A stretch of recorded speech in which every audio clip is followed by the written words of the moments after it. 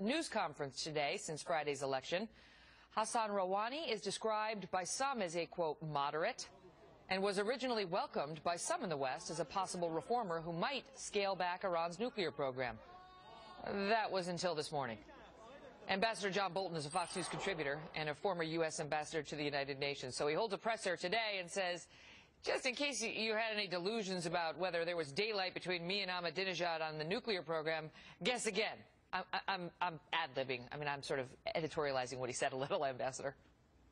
No, look, Rouhani has long been involved in the Iranian nuclear weapons program, and just about 10 years ago, for a couple of years, he was their chief nuclear negotiator.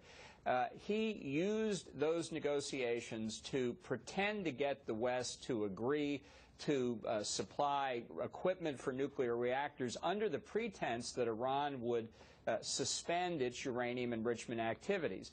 Now, we learned later that, in fact, Iran was having difficulties with a separate operation, uranium conversion, and so used the pretense of a suspension to buy time to solve that problem and to give themselves diplomatic cover.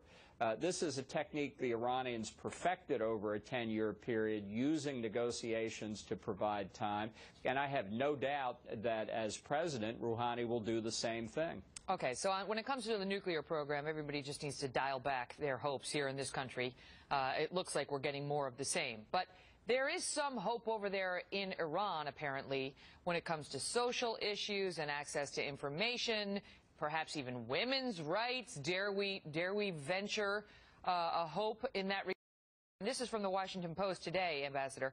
Rouhani's victory in 2013 is the Iranian equivalent to Obama's victory in 2008, an electorate that voted overwhelmingly for hope and change. They're citing the National Iranian American Council in D.C. Hope and change? Well, I don't know what fool said that, but the idea, if you believe Rouhani is any kind of a moderate, I have a bridge to sell you. The fact is the 6 candidates who were allowed to run were approved by the Ayatollahs.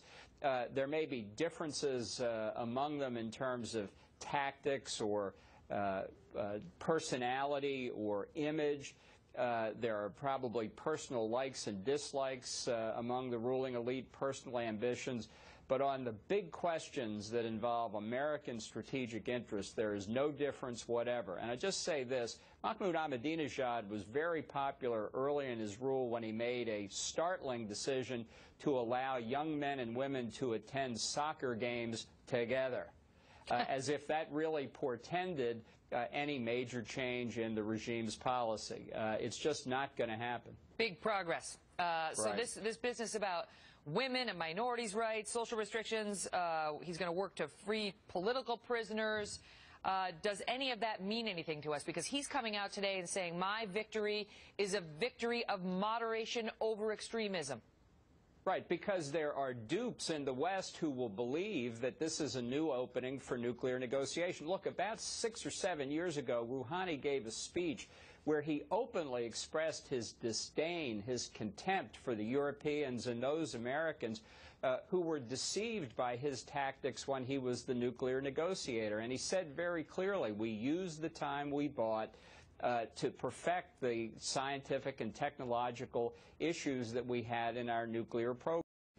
So he hasn't even made a secret of it. And I think now those who hear these words and who actually believe him deserve some kind of prize for fool me once, shame on you, fool me twice, shame on me.